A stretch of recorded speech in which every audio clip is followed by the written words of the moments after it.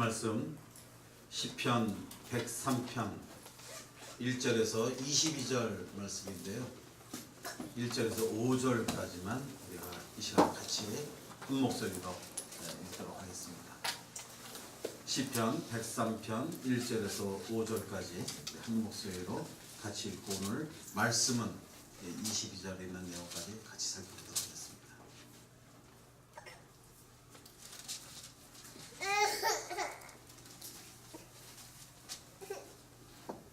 한 목소리로 같이 읽겠습니다. 내 영혼아 여호와를 송축하라. 내 속에 있는 것들아 다 그의 거룩한 이름을 송축하라. 내 영혼아 여호와를 송축하며 그의 모든 은택을 잊지 말지어다. 그가 내 모든 죄악을 사하시며 내 모든 병을 고치시며 내 생명을 파멸해서 속량하시고 인자와 궁일로 관을 씌우시며 좋은 것으로 내 소원을 만족하게 하사 내 청춘을 독수리같이 새롭게 하시는도다. 아멘. 할렐루야. 아멘. 여러분들을 주님의 이름으로 축복합니다. 아멘. 사순절 5번째 주일을 우리가 맞이하고 있고 또 지내고 있습니다. 사순절 설교가 마태복음에서 이렇게 시작이 됐었어요. 그래서 저희가 13장, 16장, 21장 이렇게 나눴는데 5번째 주간에는 사순절 설교의 그 본문이 오늘 읽은 이 본문입니다. 103편 단데요.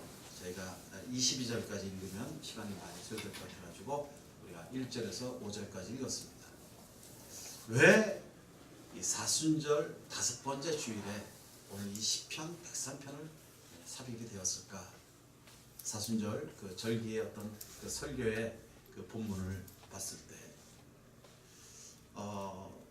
지금 이제 우리 주님이 다음 주간 고난주간이세요.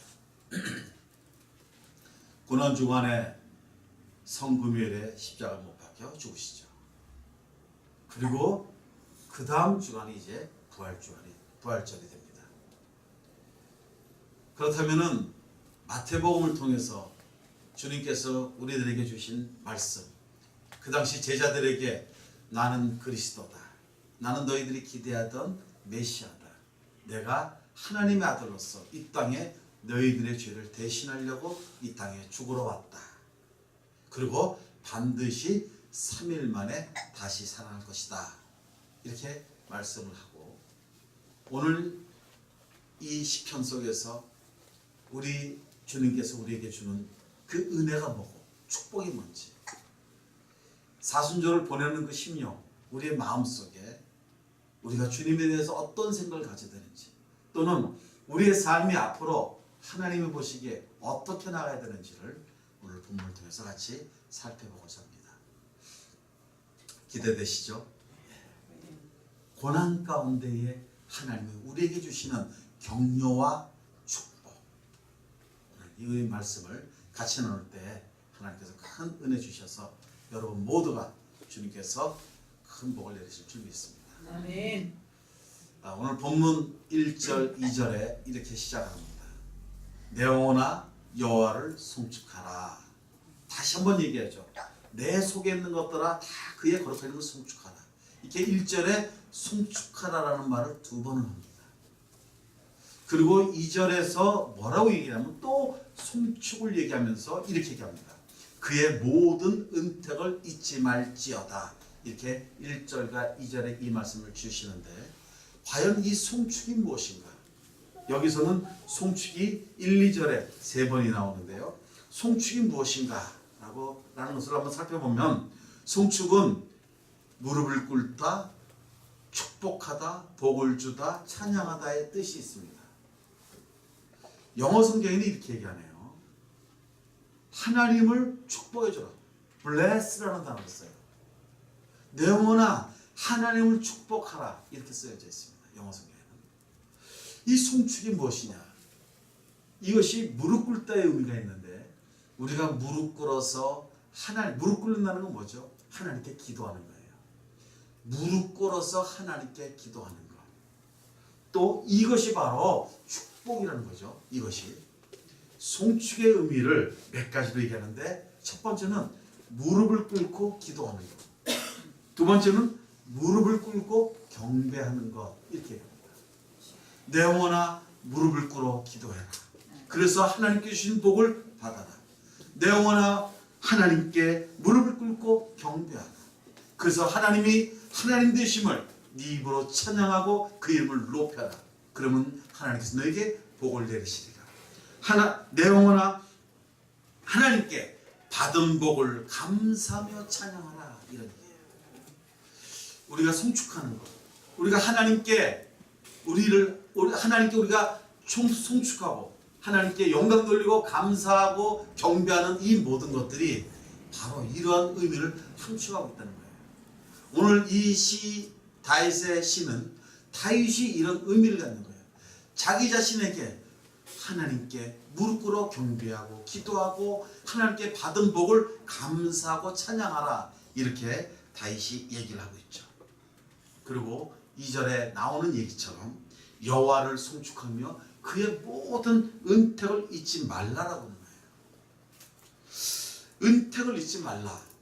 이 은택을 잊지 말라는 이 부분을 우리가 한번 살펴볼 텐데요. 이 은택이라는 게요, 어떤 의미가 있냐면 보상, 보답, 이익, 은혜예요. 하나님으로부터 받은 보상, 보답, 이익, 은혜를 잊지 말라는 거예요. 먼저 다윗이 이 두 가지로 하나님께 찬양하고 하나님께 경배하고 하나님께 무릎 꿇어 기도하고 그 다음에 하나님부터 받은 은혜, 이익, 이것을 잊지 말라는 거예요. 결론적으로 우리가 하나님을 송축하고 하나님께 감사하고 무릎 꿇어 예배하면은, 하나님께 무릎 꿇어 경배하면은, 하나님께 받은 복을 감사하면은 따라오는 게 하나님께서 복을 주신다. 그 복을, 이익을 잊지 말라라고 오늘 다윗이 얘기를 하는 거죠. 저와 여러분의 삶, 그동안의 삶, 때로는 피곤하고 힘들고 지친 삶이었을지도 몰라요. 그러나 오늘 우리가 이 말씀을 붙든다면 사순절 기간에 주님의 묵상, 주님의 당한 고난을 우리가 묵상하는 그 기간 동안에 하나님께서 하나님의 아들 예수를 우리의 모든 저주, 우리를 모든 죄에서 속량하시기 위해서 이 땅에 오셔서 모든 것을 다 감당해 주심으로 우리가 구원함을 얻었고, 우리가 이 세상, 이 땅에서 삶도 하나님부터 복을 받는 것은 바로 우리가 하나님을 경배하고 하나님께 무릎 꿇어 기도하고 하나님께 감사할 때 우리는 보상과 이익이 주어지기 때문에 그것을 잊지 말라라고 이 명령어를 쓴 거예요. 명령어를 쓴 거예요. 명령하는 거예요. 오늘 주님께서 여러분에게 명령하는 거예요. 잊지 말라. 하나님을, 여호와를 송축하라. 송축하면 너희들이 받는 은혜가 있고 그 감사가 있는데 그거를 잊지 말라. 너희들의 이익을 잊지 말라는 거예요. 우리의 삶이 어땠을지 간에, 지금 환경이 어떨런지 간에 지금을 바라보지 마시고 우리가 하나님께 경배하고 하나님을 송축할 때 하나님 우리에게 이익과 보상을 주신다는 거예요. 아멘. 할렐루야. 아멘. 그동안에 우리의 삶을 한번 쳐다보십시다. 혹시 여러분들이 여러 가지 어려운 고비를 겪으신 적은 없으신가요? 저는 죽을 뻔한 것이 딱 3번이에요. 하나님의 은혜가 아니었으면 저는 지금 이 자리에서 이 말씀을 전파하지 못할 것입니다. 또 때로는 여러 가지 경제적으로나 또 여러 가지 관계적으로 위험과 어려움을 겪은 적이 있으실 거예요.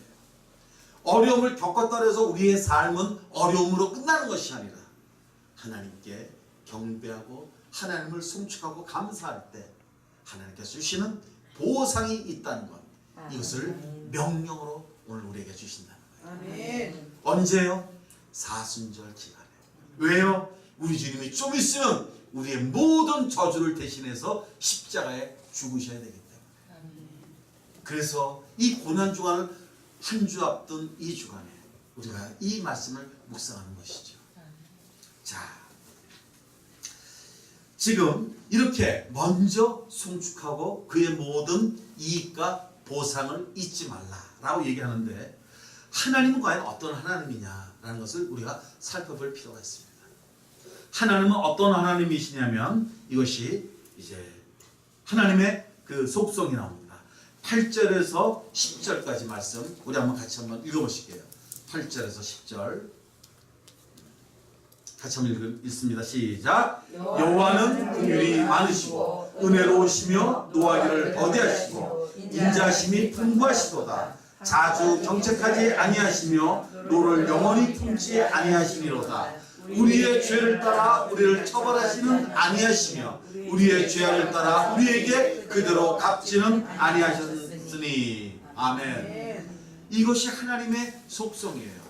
하나님은 긍휼이 많으시고요, 은혜로우신 하나님입니다. 하나님은 노하기를 더디하시는 하나님이에요. 하나님은 인자심이 넘쳐나는 하나님이세요. 하나님은요 자주 경책하지 않고 자주 꾸짖지 않는 하나님이세요. 하나님은 화가 나가지고 노가 있으면 그 노를 영원히 품지 아니하시는 하나님이세요. 하나님은 우리의 죄를 따라 우리를 처벌하지 않는 하나님이신 줄 믿습니다. 하나님은 우리의 죄악을 따라 그대로 그 죄악의 값을 그대로 우리에게 갚게 하지 않으시는 하나님이시랍니다. 이러한 하나님의 속성 가운데 우리가 살고 있는 거예요. 세상에는요 우리가 하나님 안에 있지 않고 하나님의 자녀가 아니라면 우리의 삶은 굉장히 어렵습니다. 죄를 지면 당연히 죄의 값은 치러야 되지만 그 죄책감이라는 것이 우리를 붙잡아요. 여러분들이 죄를 짓는 것 중에서 하나 중요한 게 뭐냐면 죄책감이 죄를 짓는 사람에게 들어와서 그 죄 지은 것을 계속 고소하고 비난하고 정죄한다는 거예요. 죄를 지은 것도 힘들지만 그 죄를 지은 것 때문에 계속 속삭이고 얘기하고 그래서 우리를 그 죄에서 벗어나지 못하게 우리에게 온갖 비난과 정죄를 하는 그 참소하고 고소하는 것이 바로 죄에 따른 결과라는 거예요. 근데 우리 주님은, 우리 하나님은 그런 것을 묻지 않으신다는 거죠. 왜요? 이제 우리 주님이 그것을 이미 다 담당을 하셨기 때문에. 그리고 이 주안을 보내면서 우리는 우리의 죄를 생각할 때 너무나 엄청난 죄를 지어서 하나님 앞에 얼굴도 못 들지만 우리 주님께서 담당하셨기 때문에 우리는 하나님의 위로와 은혜를 받을 수가 있다는 거예요.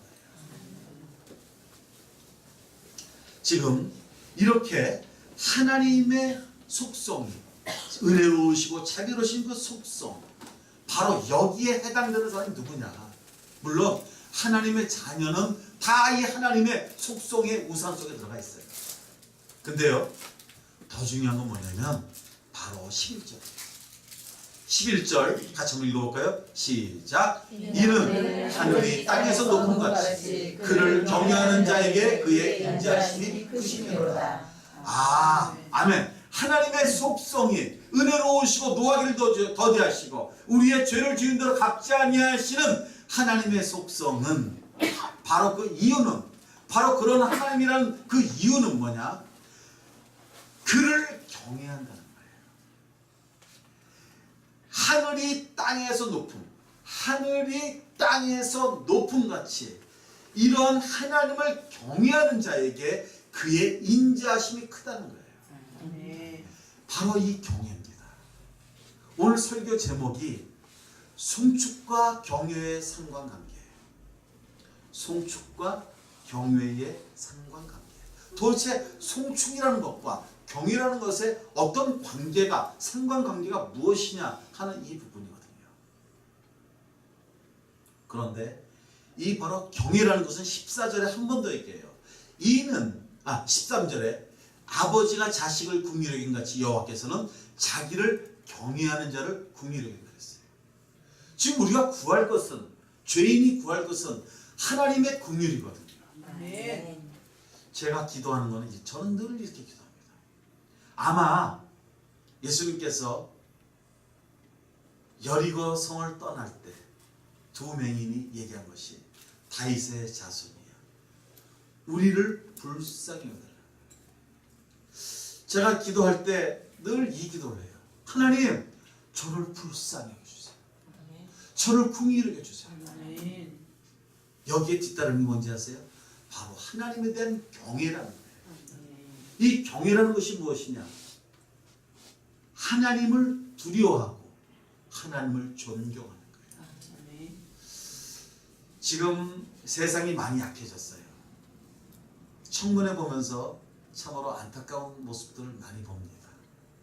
어떻게 이렇게 거짓말을 하고 이렇게 감출까? 이게 뭡니까? 만약에 저도 그럴 수가 있어요. 하나님을 경외하지 않는 거예요. 우리 현대인의 기독교인이 현대 기독교인들의 가장 중요한 문제가 뭐냐면요, 하나님을 경외하지 않는 거예요. 하나님을 두려워하지 않는 거예요. 매너리즘에 빠져가지고 하나님께 복음 구하는데 하나님을 두려워하고 어이구 호람대오의 삶으로서 내가 하나님 앞에서 어떻게 이렇게 살 수 있는가, 이 부분은 얘기를 하는데 실제로 그의 삶은 그렇지 않다는 거예요.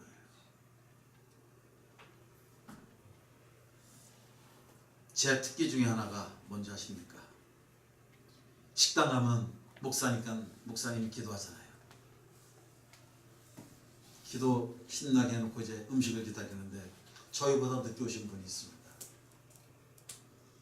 그러니까 어떤 분이 딱 보더니, 아줌마, 저분들은 우리보다 늦게 왔는데 왜 저분들을 먼저 줍니까? 이렇게 얘기할 때 저는 고개를 못 듭니다.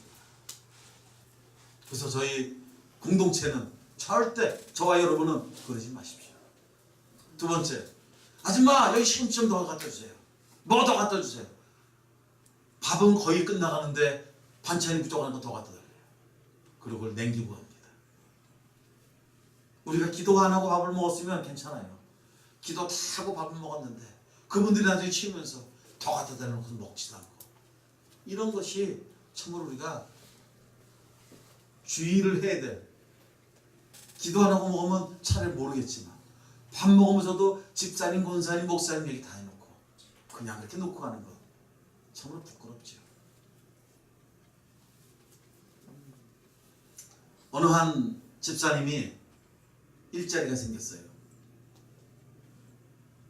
일자리가 뭐 간단한 일을 해서 한 달에 80만 원 버는 일이 생겼습니다. 근데 어떻게 생겼냐면 그쪽에서 얘기를 하는 거예요. 혹시 우리가 급여를 얼마나 하면 좋겠습니까? 그래서 당신들이 한번 생각을 해보십시오. 그러니까 그 회사에서 생각한 것이 많이 생각했어요. 80만 원 가치는 아니지만 80만 원을 저희들이 드리는데 혹시 부족하면 좀 조정도 해드릴 수 있습니다 라고 이렇게 온 거예요. 어떻게 할게요? 세상은요, 글쎄 그 일 하려면 100원 주셔야 됩니다. 그러면 여기 회사에서는 80이요. 그러면 적당히 중간에 90을 합시다. 이게 세상의 아름다운 모습이에요. 근데 이 집사님은 80이면 충분합니다. 10을 못 받더라도 10이 아쉬운 분이에요. 10이 귀한 분이에요. 10을 못 받더라도 10 이상이에요. 1000만 원, 1억, 10억, 100억을 걷어들이겠다는 그 마음이에요. 뭐냐? 하나님 믿는 하나님의 자녀인데 이런 아름다운 모습, 삶으로 그들에게 주님을 증거했을 때 그들의 영혼이 구원함을 얻는다면 이것은 천하만민 한 사람이 천하보다 귀하다는데 한 사람을 그러한 아름다운 마음씨로, 매너로 그들에게 작은 감동을 줘서 그들에게 복음이라도 전할 수 있다면 이것은 한 영혼을 귀하는 것은 천하를 보는, 이게 바로 우리의 힘이에요. 주 안에서 우리의 힘이 바로 이러한 가치관이에요. 여러분, 이 가치관은 너무나 중요합니다. 세계관을 통해서, 패러다임을 통해서, 나의 생각을 통해서 내 행동이 얼마나 바뀌어지는가가 바로 우리 예수님 믿는 사람들이 이것을 나타내야 되는 것이 바로 기독교의 힘이에요. 우리 주님은 어떤 분이셨어요? 하나님의 자녀였잖아요. 이 땅에 오셔가지고 하나님의 자녀가 뺨 맞고 모욕당하고 나중에 죽이기까지. 그런데도 주님은 단 한마디도 그들을 저주하지 아니하고 도리어 그들의 죄를 불쌍히 여겨달라고 하나님께 구하신 건 아닙니다. 스데반 집사님 어땠습니까? 자기를 치는 돌로 치는 그 많은 유대인들, 유대주의자들 죽어가면서도 저들의 죄를 용서해달라고. 그때 사도 바울이 바로 일꾼들, 돌을 던지는 사람들이 겉옷을 벗어놓은 것을 사도 바울이 지키고 있다가 그 스데반이 그렇게 죽음 앞에서도 얼굴에 아름다운 평화를 나타내면서 그들을 위해서 기도하는 그런 스데반을 봤을 때 사도 바울은 무너지는 겁니다. 사도 바울이 다메섹 도상에서 주님을 만났을 때 무너진 것은 아마 계속 그런 것이 쌓여있는 터예요. 주님의 음성을 듣는 순간에, 강한 빛을 만나는 순간에 그는 무릎 꿇고 철저한 유대주의자가 철저한 주님을 위해 사는 그런 귀한 사역자가 됐다는 거예요. 아멘. 이게 바로 기독교의 가치관이에요. 오늘 여기서도 말씀드리는 게 그겁니다. 뭐냐? 경외라는 게 경외. 우리가 정말 하나님이 살아계심을 여러분들이 체험하며 우리 이 뒤에 예배가 이거예요. 하나님을 경험하는 예배. 아멘. 여러분들이 예배 가운데 하나님을 경험하는 거예요. 지금 오늘 이 말씀이 선포되어질 때 맞습니다. 아멘입니다. 정말 하나님은 살아계십니다. 아멘. 오늘 이 말씀이 내 삶을 변화시킬 줄 믿습니다. 오늘 이 말씀 때문에 내가 하나님 앞에 헌신하고 결단하겠습니다. 아멘. 아무리 나에게 두려움이 닥쳐와도 나를 구원하신 하나님 주님의 은혜, 이 십자가 붙들고 저는 담대히 나가겠습니다 라고 우리가 신앙 고백할 수 있는 것은 바로 뭐예요? 하나님을 경외. 하나님은 살아계신 분이고 하나님 오늘도 역사하시는 분이고 아멘. 태양이 뜨게 하는 것도 하나님이시고 달이 떠서 지나는 것도 다 하나님이시고 바람을 불게 하시는 것도 하나님이시라는 거예요. 아멘. 하나님을 경외할 때 무엇입니까? 인자와 궁의로. 아멘. 바로 하나님의 속성, 좀 전에 말씀드린 노하기를 더디하시는 그 하나님의 속성을 경험하려면 여러분들이 하나님이 살아계시고 하나님을 여러분들이 두려워하고 하나님을 존경할 때 하나님이 하나님 되실 때 이러한 은혜가 여러분에게 임한다라고 오늘 말씀하는 거예요. 아멘. 그러면서 오늘 본문의 이야기로 이제 접어드는 거예요. 뭐죠? 다시 한번 정리해볼까요? 하나님께서 다윗이 송축하라. 은택을 잊지 말라. 그런데 하나님은 노하기를 더디하시는 궁의로 하시는 하나님이야. 그 하나님은 바로 우리가 경외할 때 그 하나님의 은혜와 자비로움을 얻을 수 있어. 아멘. 자, 그러면 하나님을 송축하고 하나님께 무릎 꿇어 기도하고 무릎 꿇어 경배하고 하나님께 받은 은혜를 감사했을 때, 그래서 하나님이 우리에게 주신, 저와 여러분이 주신 모든 은혜를, 이익을, 혜택을 잊지 않았을 때 어떤 복이 있느냐가 오늘 읽었던 본문 3절부터 5절까지 이야기예요. 여기에 보면 3절에 이렇게 얘기합니다. 그가 하나님께서 내 모든 죄악을 사하셨고 모든 질병을 고치셨다네요. 여기에는 모든 죄악이에요. 모든 질병이에요. 아멘. 제가 반복해서 계속 말씀드린 것은 사순절을 지나고 있습니다. 사순절에 우리에게 주신 이 말씀, 모든 죄악을 우리 예수님께서 2000년 전에 오셔서 대신 담당하셨고 아멘.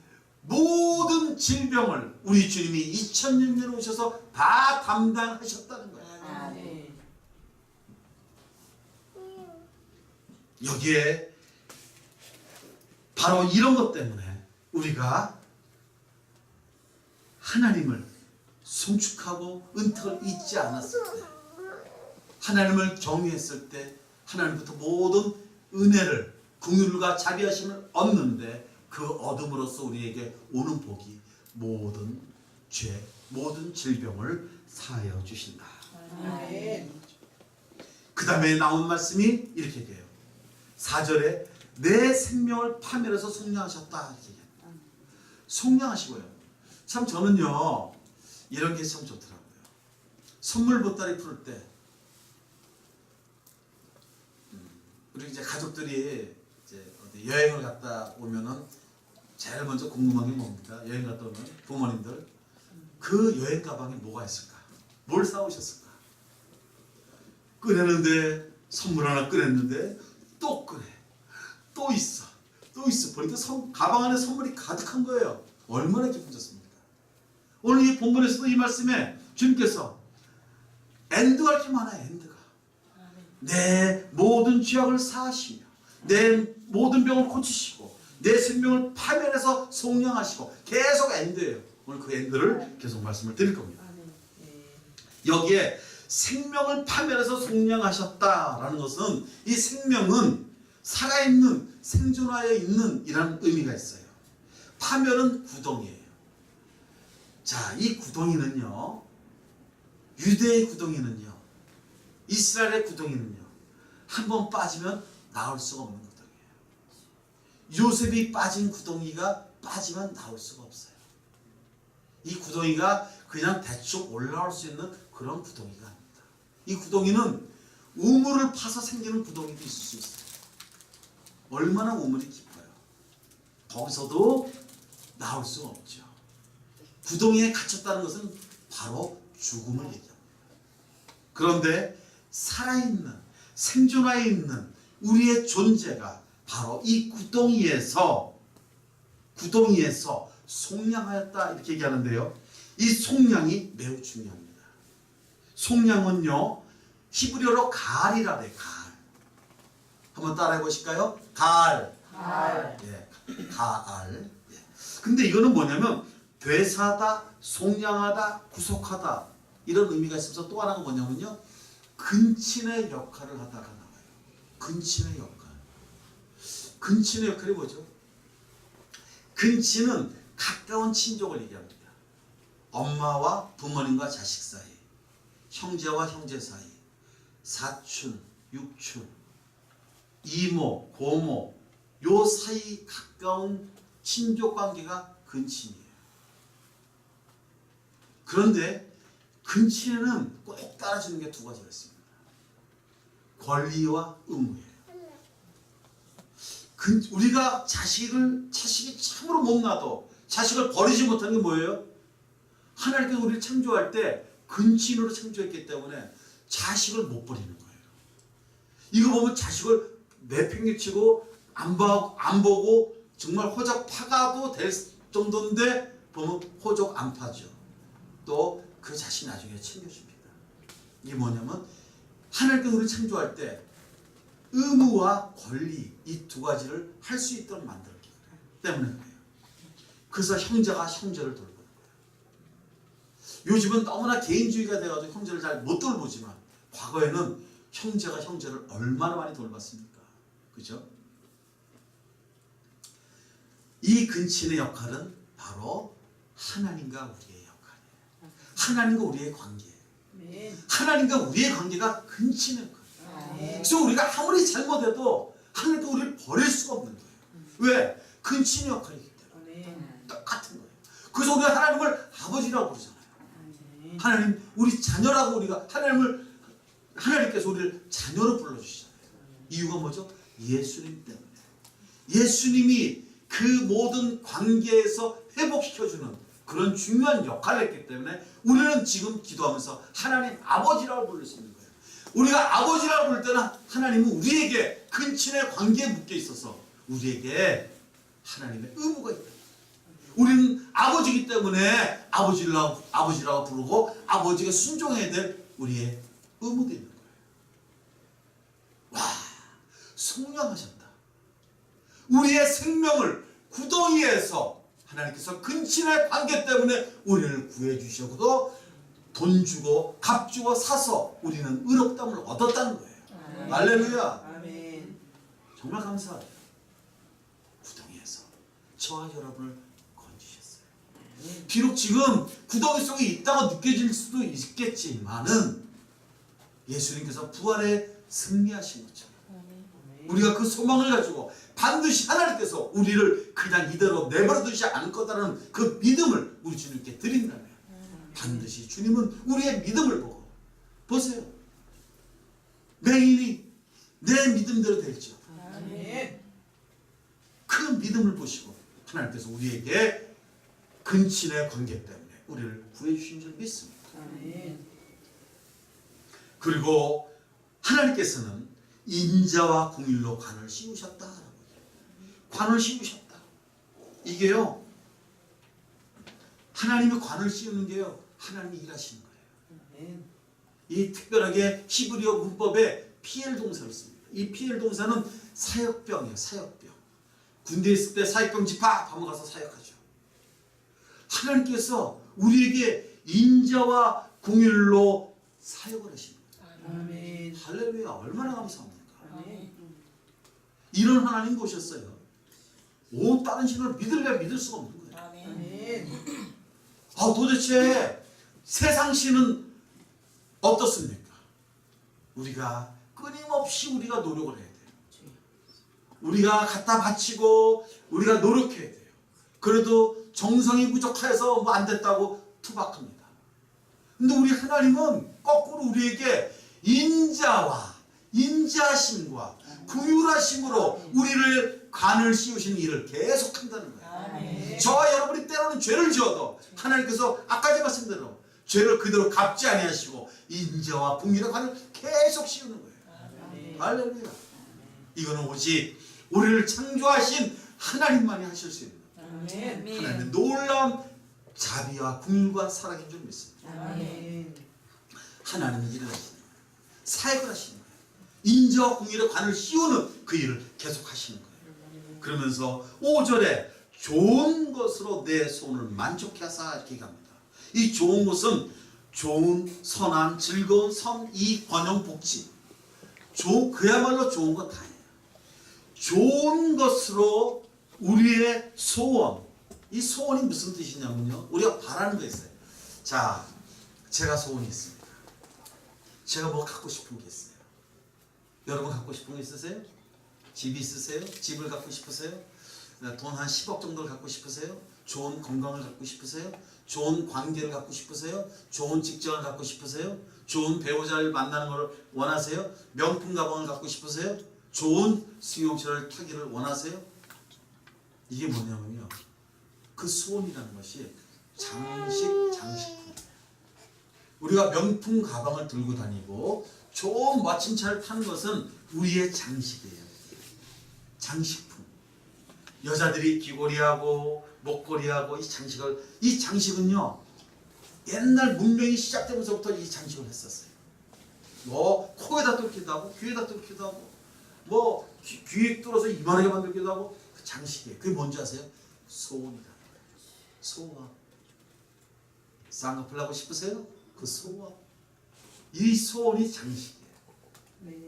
장식, 소원. 하나님께서는요, 우리가 갖고 싶어하는 것, 이 소원, 그것을 그것도 좋은 것으로 우리의 장식을 만족하게 해준다.